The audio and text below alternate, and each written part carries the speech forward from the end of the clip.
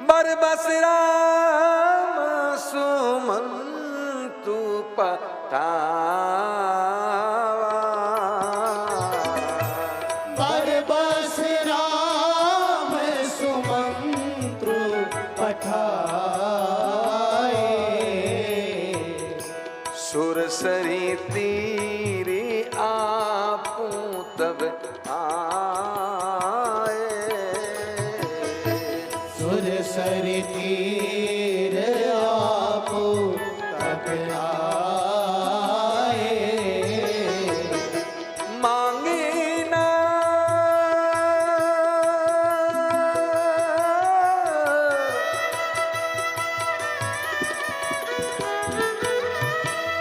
मांगी नावन के वटी आना, मांगी नावन केवट आना, कहीं तुम्हारे मर्म में जाना, कहीं तुम्हारे मर्म में जाना, मांगी नावन केवट आना, मांगी नावन केवट आना, कहीं तुम्हारे मरम में जाना, कहीं तुम्हारे मर्म में जाना, छुअत सिला भई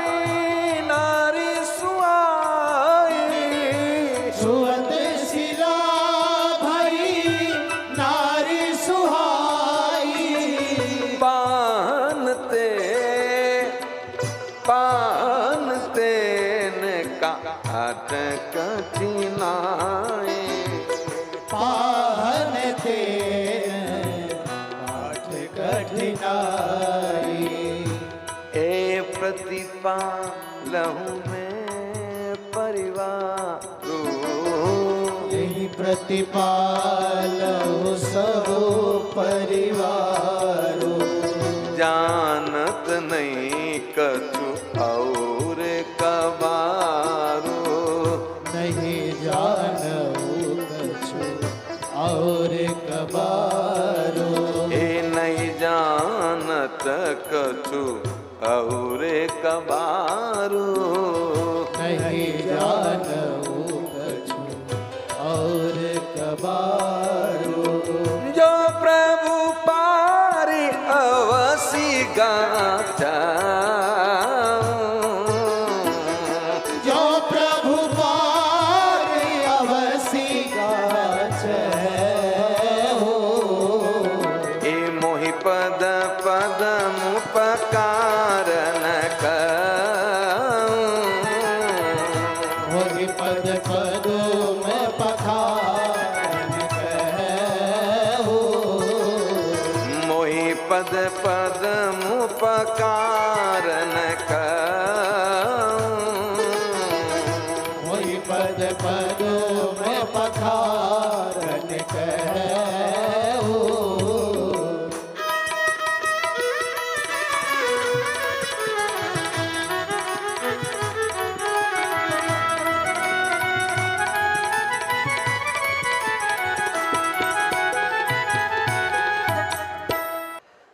बरबस का अर्थ है जबरदस्ती, और बरबस का अर्थ यहां ये भी है वचन के बद्ध।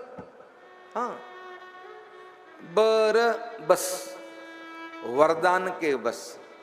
सुमंत जी ने कहा आप वापस चलो, तो प्रभु ने कहा हम नहीं चल सकते। तब सुमंत ने कहा अगर आप वापस नहीं चल रहे हो तो मैं क्या मुंह लेके अवधेश के पास जाऊं, मुझे भी अपने साथ में ले लो। तो राम जी ने कहा हम आपको साथ नहीं ले सकते। सुमंत ने कहा क्यों? तो कहा हम वर के बस हैं, हम वरदान के बस हैं। अच्छा आप वरदान के बस कैसे हैं? तो कहा हमें कैकेयी अम्मा ने कहा तापस वेश, राम तपस्वी वेश धारण करें, विशेष एक विशेष सेवक को साथ में लें, उदासी एक उर्वक दासी को साथ में ले सकता है। 14 बरस राम बनवासी, एक सेवक उर्वक दासी के अलावा किसी को साथ नहीं ले जा सकता, नहीं तो कल को अवध के लोगों को साथ में ले जाके नया नगर बसा दे, नहीं।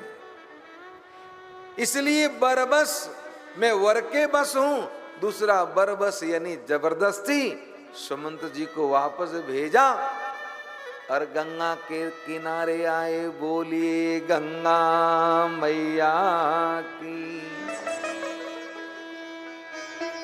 गंगा मैया के किनारे आके राम जी ने आवाज लगाई।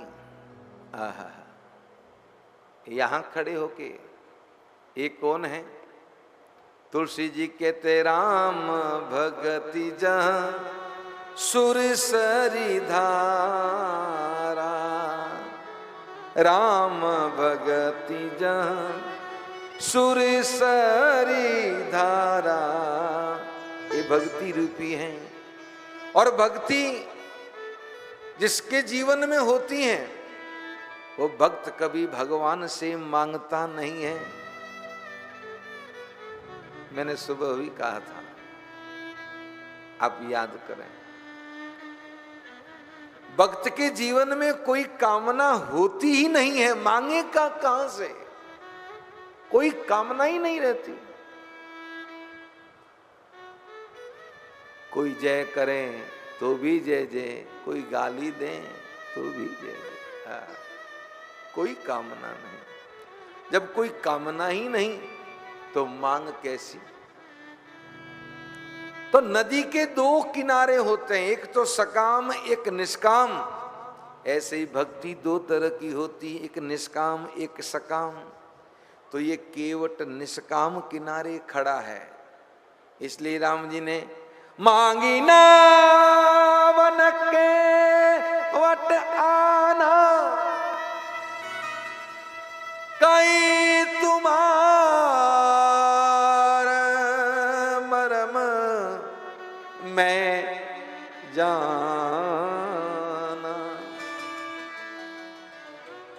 नाव मांगी, हे केवट भैया नाव लाओ। केवट ने कहा नहीं लाऊंगा। राम जी ने कहा क्यों नहीं लाओगे? कहते लगा कहीं तुम्हार मरम में जाना। मैं आपके मर्म को जानता हूं, जिसके मर्म को ब्रह्मा विष्णु महेश नहीं जान पाते। ये गंवार केवट कह रहा आपके मर्म को जानता हूं। वाल्मीकि जी कहते जग पे खन तुम देख निहारे, जग पे खन तुम देख निहारे, विधि हरि शंभु नचावन हारे, विधि हरि शंभु नचावन हारे। ते नहीं जानू मर्म तुम्हारा, तेऊ नहीं जानही मरम तुम्हारा, और तुम ही को जान निहारा। और तुम ही को जान निहारा। सो जान नहीं यही देहु जनाही, जानत तुम ही हो जाए। जानत तुम ही होई जाए। हे सो जानहु जई देहि जनाई, जानत तुम ही होई जाए। जानत तुम ही होई जाए।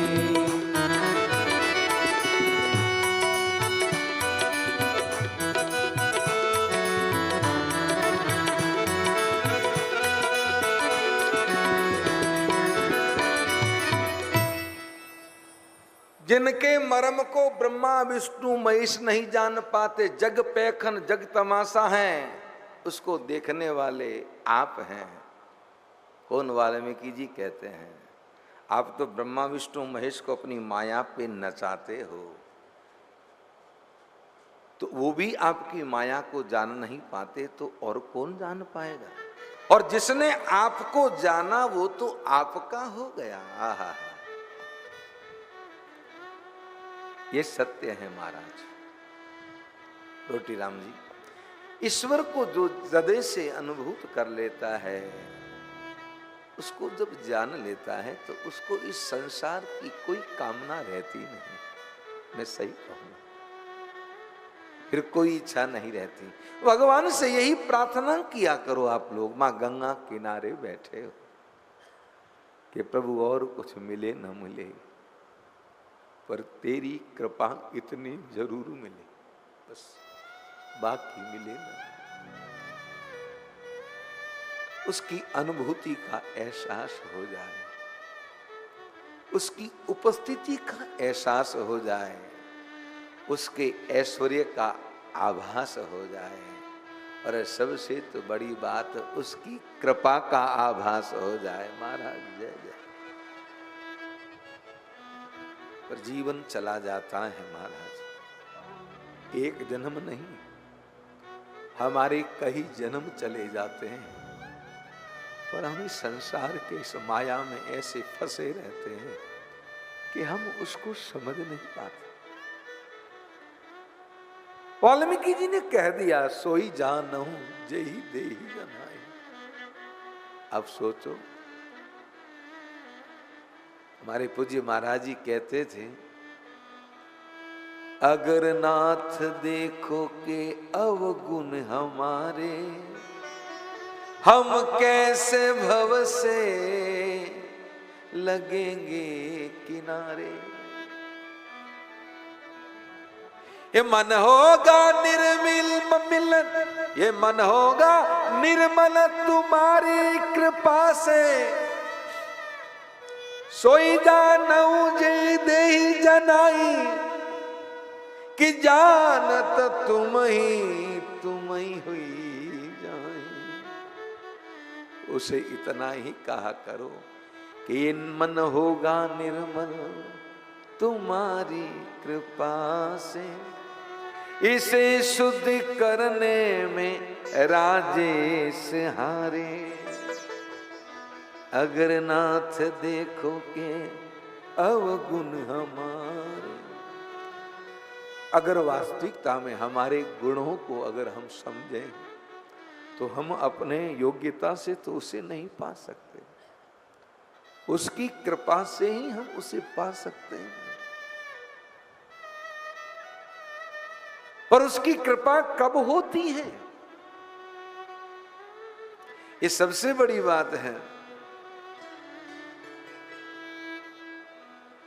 सबके ममता ताग बटोरी, मम पद मनहि बांध बर डोरिया। कृपा होती है, पर जो हमारी ममता देखिए, अहमता और ममता, अहमता देह की है और ममता गेह की होती है। तो गेह और देह दोनों की अहमता और ममता को समेट के ये अहमता समाप्त नहीं होगी और न ममता समाप्त होगी। लेकिन अभिमान कैसा होना चाहिए? अस अभिमान जाय जन भोरे, मैं सेवक रघुपति पति मोरे। अभिमान रहे जीवन पर, एक बात का रहे कि मैं राम जी का दास हूं और राम जी मेरे स्वामी, बस मैं उनका सेवक हूं, बस। और किसी बात का अभिमान नहीं।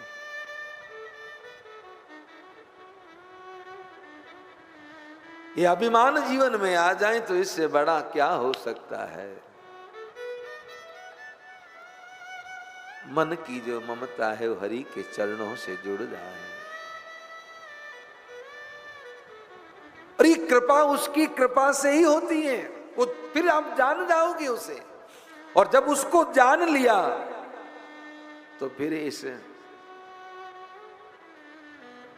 तो एक ही भाव रहता, मुझे है काम इस वर से जगत रूठे तो रूठन दे।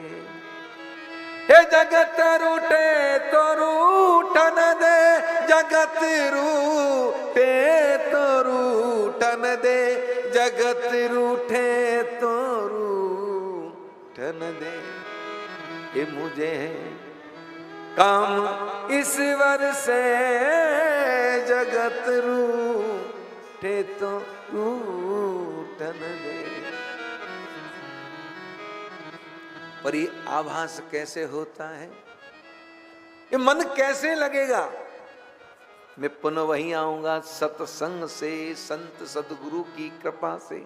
और ब्रह्मानंद जी ने यही कहा, मेरे सिर पाप की मटकी मेरे गुरुदेव ने पटकी, मेरे गुरुदेव ने पटकी, ओ ब्रह्मानंद में भटकी, अगर फूटे तो फूटन दे। ये मुझे है काम ईश्वर से जगत रूठे तो रूठन दे। पर दुनिया रूठेगी महाराज, उसको जान के जब उसके हो जाओगे तो ये दुनिया तो अपना बनाना चाहती है।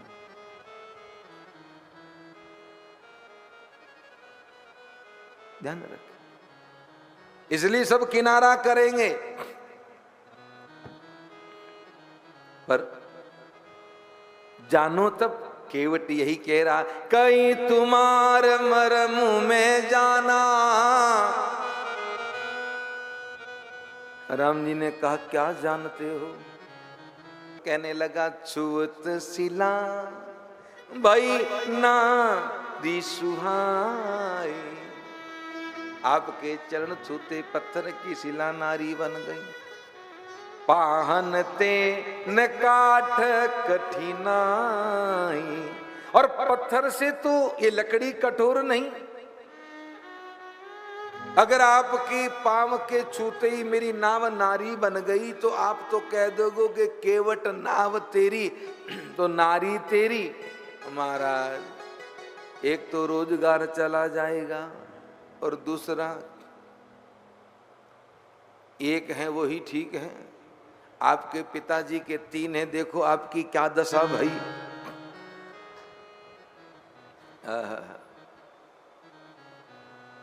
एक काम करें, राम जी ने कहा, क्या? केवट कहने लगा, ए गाट की थोड़ी की दूरी ले, कटिलो जलू ता दिखाऊं जू, यही घाट की थोड़ी की दूरी ले, कटिलो जल था दिखाऊं जू, पर से पग दूरी तरे तरनी, करनी घर क्यों समझाऊं जू, पर से पग दूरी तरे तरनी, करनी घर क्यों समझाऊं जू, तुलसी अवलंबन और कछूलरी काकी भाती जियाऊं जू, तुलसी अवलंबन और कछूलरी पाके ही भात जियाय हो जू, बरो मारहु मोय बिना पग धोए, करो मारे मोह बिना पग धोए, ए नाथन आयऊं जू, बरो मारे मोह बिना पग धोए, नाथ ने नाव चढ़ाए हो जो, बरो मारे मोह बिना पग धोए। केवट कहने लगा, इस घाट से थोड़ा दूर मेरे साथ चलो, आपको कमर जितना पानी दिखाता हूं, आप उससे आगे चले, आपको विश्वास न हो आगे मैं चलूंगा, पीछे आइए, कहीं गड्ढा होगा मैं गिर जाऊंगा, मुझे गिरता देखे तो आप वापस घूम जाइए, क्योंकि मैं गिरूंगा तो मैं तो तैर के आ जाऊंगा, मुझे तैरना आता है। प्रभु आपको तारना आता, तैरना नहीं आता, पर आपको बिठाऊंगा नहीं। अगर नारी बन गई ना तो अपनी घरवाली को कैसे समझाऊंगा? वो सबसे पहले कि तुम्हारी कुछ गड़बड़ था। राम जी ने कहा, रे भैया हम पैदल नहीं जा सकते, हमारे साथ जानकी, हमको नाव में बैठ के पार होना। और नाव में कैसे बैठाओगे ये बताओ। केवट कहने लगा, जो प्रभु पार अवश्य गाचा हूँ। अगर आपको पार होना है, मोहि पद पद मुँह पकार न कहूँ। आप कहो, मैं नहीं कहता, आप कहो केवट तेरे मन का संशय मिटाने के लिए तू पांव धो ले, और काली पांव ही नहीं धोऊंगा। और आप ये ना सोचो कि आपके पास देने को कुछ नहीं इसलिए मैं मना कर रहा हूं। राम जी ने कहा हम समझे नहीं। केवट कहने लगा, पद कमल धो चढ़ा नावन, नाते उतेरा चहो। पद कमल धोई चढ़ाई नावन, नाथे उतराई चहो। मोहि राम राउरी आन दशरथ, शपथ सब साची कहो। मोहि राम राउरी आन दशरथ, शपथ सब साची कहो। बरु तीर मारो लखन पे, जब लगिन पाव पखारियो। बरु तीर मारहु लखन पे, जब लगिन पाय पखारियो। तब लगिन तुलसीदास नाथ, कृपाल पार उतारियो। तब लगिन तुलसीदास नाथ, कृपाल पार उतारियो। तब लगिन तुलसीदास नाथ, कृपाल पार उतारियो। तब लगिन तुलसीदास नाथ, कृपाल पार उतारियो। आपके चरणों को धोके आपको नाव में बिठा के पार ले जाऊंगा, मुझे उतरा ही नहीं चाहिए। आपको मेरी बात का विश्वास ना हो तो आपके पिता की सौगंध खा के कहता। अब देखिए खन्ना जी, ये जो पंक्ति है ना, इसमें सीधे में तो ये लगता है केवट कहता है, मोई राम राउरी आन दशरथ, शपथ सब साची कहूं। ये कहना क्या चाह रहा है, पर इसको समझा क्या जा रहा है? समझा तो ये जा रहा है, केवट कह रहा है कि मैं आपके पिताजी की सौगंध खा के कहता हूं। और उसका सुनते ही लखन को क्रोध आ गया, लखन जी ने बाण निकाल दिया। लेकिन केवटी सीधा आदमी ये कहना ये चाह रहा है कि जैसे आपके पिताजी ने आपकी सौगंध खाई, जैसे राम राउरी आन दशरथ, आपकी जैसे महाराज दशरथ जी ने आन करी, शपथ ली, अपने प्राणों की परवाह न की, पर सौगंध को सत्य रखा, वैसे मैं भी चाहे मेरा कुछ भी हो जाए आपकी सौगंध खाता हूं कि बिना पांव धोए पार नहीं ले जाऊंगा। बस बात यह है। तो यहां कहा केवट ने कि मुझे आपके पिताजी की सौगंध है, सीधा भाव यही है। लक्ष्मण जी को क्रोध आया, केवट कहने लगा, मरु तीर मारो लखन पे, जब लगिन पाव पखारियो। तब लगिन तुलसीदास नाथ, कृपाल पार उतारियो। मारिए मारिए। ये मांगने का बड़ा सुंदर तरीका। एक भाई नाम मांग रहा, दूसरा भाई बाण दिखा रहा। मैं आपके बाण से डरने वाला नहीं हूं। और जो ही ये केवट ने कहा, आप मुझे बाण मारोगे? बाण के लगते ही मैं तो गंगा में खड़ा हूं, मेरी नाव में, सीधा गंगा मैया में गिरूंगा। आदमी मरता है तो उसको चम्मच से गंगा जल पिलाया जाता, मेरे तो मुख में यूं ही गंगा जल आ जाएगा। और मरते समय जिसका मन जिसमें होता उसकी गति वही होती, अंतमति सो गति। मैं आपको देखते देखते मरूंगा, तो आपका लोक तो पक्का है। फिर मैं मर जाऊंगा, गांव के लोग इकट्ठे होंगे, किसी बेचारे गरीब केवट को मार दिया। आप तो धर्मपरायण हैं, धर्म को धारण करने वाले धर्मनिष्ठ हैं और दयावान भी हैं, तो लोग कहेंगे इस बेचारे गरीब केवट के बालक छोटे छोटे, इनका पालन पोषण कौन करेगा? तो आपको न्याय के लिए लक्ष्मण जी को कहना पड़ेगा इसके बालक बड़े हो जब तक तुम नाव चलाओ, चप्पू चलाओ, मेरा तो काम बन गया। लक्ष्मण जी ने बाण वापस डाल दिया, घर छोड़ा, परिवार छोड़ा, इनकी सेवा मेरी, या चप्पू चलाऊंगा मैं। बाण वापस डाला। केवट ने कहा बरु तीर मारो लखन पे, जब लगिन पाव पखारियों, तब लगिन तुलसीदास नाथ कृपाल पार उतार्यों।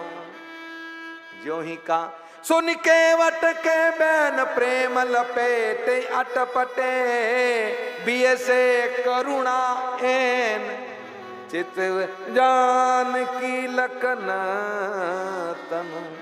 केवट के अटपटे वचनों को सुन के मेरे प्रभु हंसे, जानकी की तरफ देखे, लखन की तरफ देखे के देखा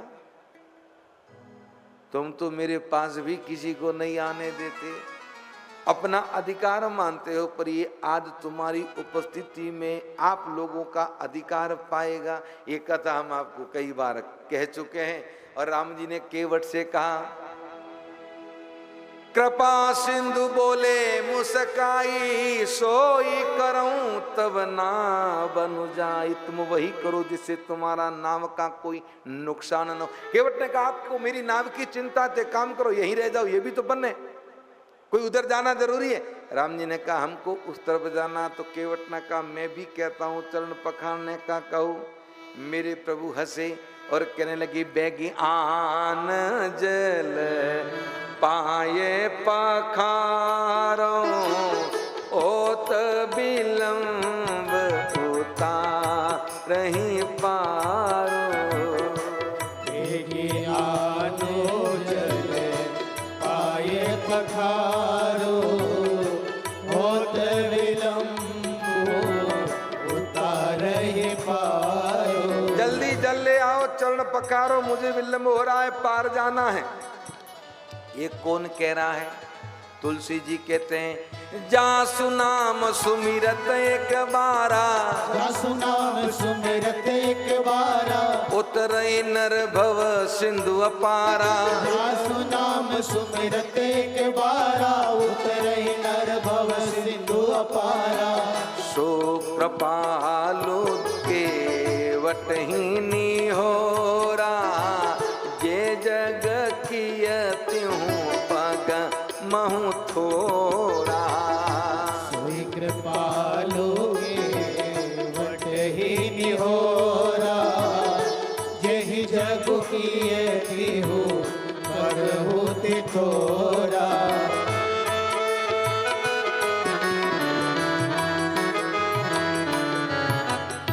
राम जी ने कहा जल ले आओ।